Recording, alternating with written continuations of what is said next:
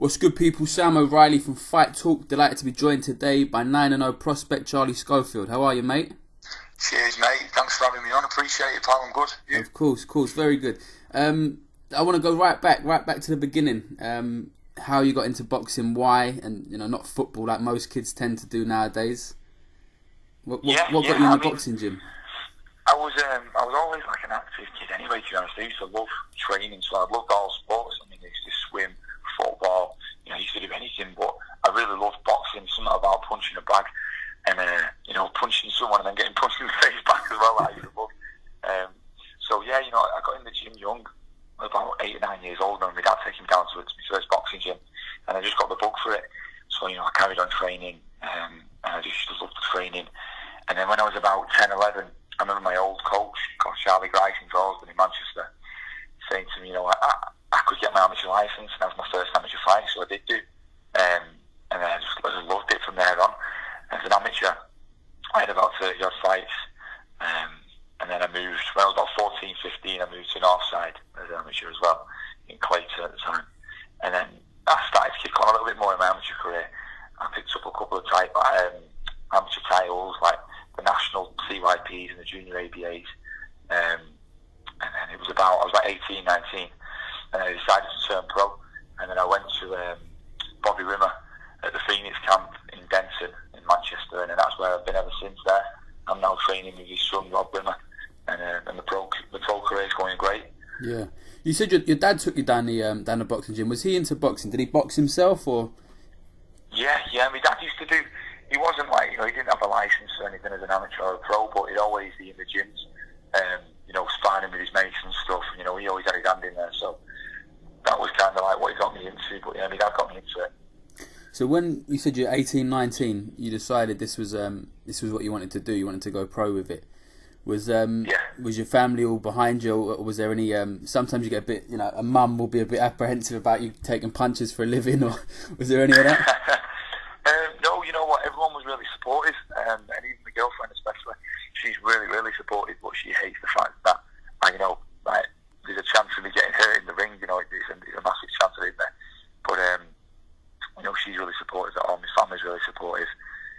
It was great, and the support from everybody as well, all my friends, my family, and the people who come watch me on every fight, and the support on social media. Everyone's really supportive, so that's great.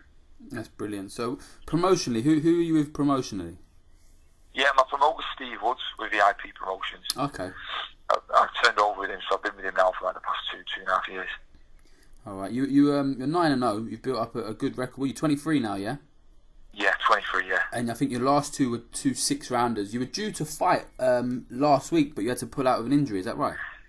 Yeah. I was gutted because I'm always in the gym. I live a lifestyle where I'm always healthy and training, so I'm always fit, and I was really looking forward to fighting. I stayed on in the gym for my last fight in February, and I was really looking forward to it. But I picked up a muscle injury, 2 weeks prior to the fight, and there was just nothing that could be helped. So, I just have to look after my body and pull out the fight, and hopefully we go again in, hopefully 5 or 6 weeks. But we're just waiting on a date now. That's it. It's part of the game, innit? You speak to so many boys. Yeah, it happens. Especially when you, like you say, you stayed in the gym after the last fight. So yeah, sometimes your body needs a little bit of time. It's a difficult one, isn't it? You want to keep the momentum going. But it is, yeah. He's kind of like, that's what I've learned loads along the way in my professional career about, it's kind of like a roller coaster. Just as long as you don't go too low, as long as you can sort of maintain a happy medium of training, you can keep fit and then peak for a fight, keep fit, peak for a fight. And that's what I'm doing at the minute. Rather than people go too low on that roller coaster, they'll reach a high and they'll crash down so low and put loads of weight on, and the fitness goes. And I don't think it's about that. I think it's about looking after your body and always staying in good condition, ready to peak for a fight. Yeah, certainly. 9-0.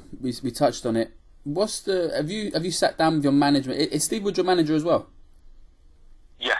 He is. Yeah. Have you sort of sat down and mapped out a short-term path? I mean, at what stage do you start looking at maybe picking up some smaller titles along the way, or are you happy just to keep picking up the wins for another, year or so, and then see what's available then? Yeah, well, I'll keep listening to my trainer Rob. I've got my full trust in him, and in my promoter Steve Woods as well. But obviously I'm hungry and ready to push forward. I'm a fighter, it's what I do. But I do have to listen to them as well, and they'll guide me in the right way. But I'm hungry to start going for these sort of like local belts now, and then hopefully try and progress. But I've just got to listen to them. So hopefully we can get out again in about 5 or 6 weeks. Pick up another 6-rounder and then push for an 8, and then hopefully start picking up those little titles along the way, along to something big. Hopefully, but like I said, it's, that word hopefully is there because you've got to take it fight by fight, haven't you? And you can't go past that. Of course. Listen, I go to a lot of small hall shows down here, and it can happen. The prospect can get knocked out. It's boxing at the end of the day, isn't it? So yeah, you Definitely. have to obviously have your path and your plans, but be realistic that things happen. Definitely. Yeah. What are you doing when you're not in the gym? When you're not, in camp? What do you like to do? What's your hobbies? Yeah, well, I mean, I also like to train a few of my mates as well, so I keep those fit. I do little bits of personal training. I'm a massive City fan as well, so I'm always at the game last night, the City United game. Unfortunately, it wasn't the result I wanted. But and I'm a family guy, and I'm always with my friends and my family. And I spend a lot of time in this. It's great. I always try and do the right things out of the gym and keep my body in good condition. But my life is boxing. My life is training. Yeah, I saw a tweet you put out today. You were down with Martin Murray. Yeah, we was down at Oliver's gym today. I mean, I weren't sparring today. Like I said, I'm just getting over this little niggle. So hopefully next week I'll be good to go. But one of my teammates, Jack Massey, is down there sparring. He's fighting for 3 weeks now. But wherever we go together. So we were down there today training, and training with the likes of people like Martin Murray. It's great. Do you know what I mean? He boxed fantastic last Saturday night, I thought. And, there's a good buzz in that gym in a minute. It's a great environment to be in. Yeah, of course. Learning from the best like that. Yeah, but that's it. Top. What's he challenged for a world title 4 times? I think 3 or 4 times. So just training. It's amazing, isn't it? It's crazy. That's amazing. If I could achieve that, I'd be made up. Is that the long-term goal, to be a world champ? Because definitely, most people say that. Goal. Yeah, most people say that, but you get guys that are just happy. British title is the pinnacle for them and stuff. So yours is world title, yeah. Yeah, definitely. You've got to aim high, haven't you? And I'm going for that world title. Hopefully, that's where my aim is anyway. Growing up, which fighters did you either enjoy watching, or they were your idols? Whether they were, different stylistically to you, but who did you grow up watching? I mean, Hatton. Yeah, mine was Hatton. Yeah, being a City fan and being that local fighter as well. I watched him and I just used to love the way his style were. It's not nothing like mine at all, but I always used to love how aggressive he were, and the following he had was brilliant. Fighting at it was called City Manchester Stadium at the time, wasn't it? But fighting at the Etihad, where City play, it's just amazing. And I'd love to do something like that. That'd be my dream. But he was the one I used to look up to, definitely. He also brought about 10 or 15,000 people to Vegas with him. The yeah, following he had. No, exactly, insane. But he's now moved on. Obviously, Nathan Gorman, he's coaching and doing well. He's doing great because I just around the corner from Archie Denton, so it's good to see him doing well on that as well. Do you ever go out to? Obviously you're at Oliver's gym, and do you ever get a chance to go to a lot of local gyms and get training in with the guys that have like the Hatton gyms and stuff? Do you get a lot of that? Yeah, we get about sparring, going to different places. I've not been to the Hatton gym yet, no. I mean, but hopefully, that could be something that's done in this next training camp. Because he's got a few good fighters there. But we get about sparring as well as much as we can. The other week we was in Bolton sparring at Matvienko's gym. On Wednesday we was at God, you know what? Mine's gone blank. Can't think where we were Wednesday. It was somewhere different. We were about. I can't remember where it were. Yeah, we were getting about anyway. But the Phoenix camp's where we put all our graft in Denton anyway. Yeah. So what do you reckon? Next 18 months. What's the goals for the next 18 months? I know you said hopefully pick up a title here and there. Have you got your eyes on maybe an English title in the next year or so?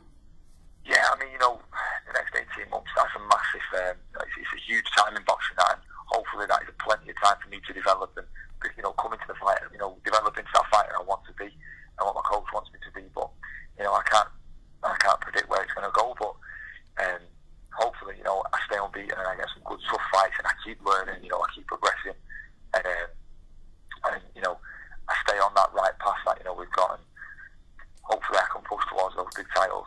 Yeah, you're obviously in the light heavyweight division.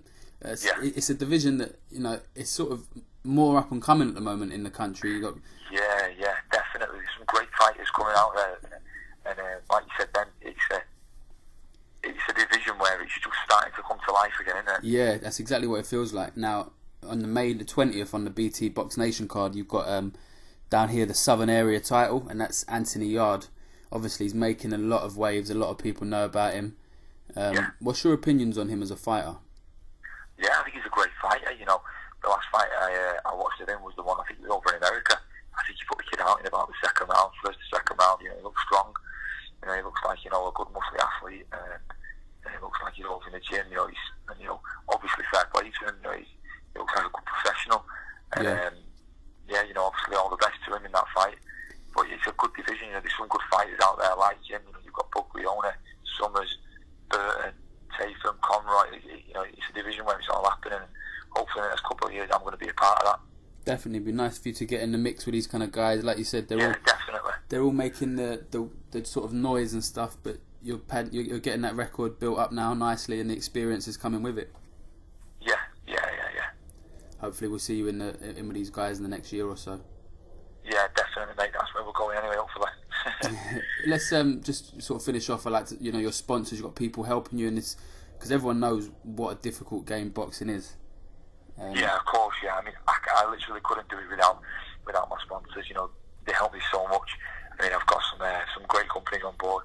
I've got an Overcom, who are a telecoms firm based in Oldham, and you know, they've come on board in the last 2 fights, and they've really helped me out massively, helping me out with transport to and from the gym, and you know, financially backing me. I've got a Stereoplast, who are a sports tape company, who you know, look after all my sports tape, my ice packs, everything. You know, like the ice packs, that's a massive thing. That, I mean, you know, it might sound daft, but it's just so easy to take. You know, like the ice packs where you pop the one, you just pop them. They're called instant packs. Yeah. Ice packs. They're fantastic. I have about 12 in my gym bag each week, and they're all gone by the end of the week. So they're brilliant to get rid of those aches and pains. And then I've got Grover Casinos who are on board. And, you know, luckily enough, you know, I'm thankful to have my after parties, my after fight parties there at a venue in Manchester. They backed me very well. And then, you know, I've got a local food prep company on board called the Strength Kitchen, who are backing me now. And then, you know, they're looking after me from each fight to fight. And, you know, it's great. They're keeping me in shape and ready for this next one. Yeah, the food prep companies, they're getting more and more. I think people are more paying attention to nutrition and just how important it really is. Massively important. It's massively important. I mean, you know, when I picked up this little niggle and he set us back a few weeks, you know, most people might, you know, slack on the diet and, you know, fall off the wagon a little bit, whereas me, I had this food being delivered on my doorstep every day, and it's just helped me so much. It really has. I'm at the same weight now as what I were when I was fighting fit 2 or 3 weeks ago. So that says a lot about these food prep companies.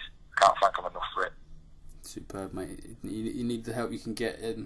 Doing this, I've sort of, I guess from the outside, not everyone realises how difficult boxing is. I mean, people think, some of them seem to think, oh, you get loads of money and this and that, but, you know, with ticket sales and sponsors, you need all the help you can get. So it's good. Definitely.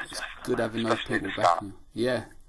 Especially at the start, and you know, the most important thing as well is the actual support that I get from everybody. You know, everybody on social media, and everyone who comes down and actually buys a ticket and comes to the fights and supports. You know, it's massive, and I can't thank everybody enough for that.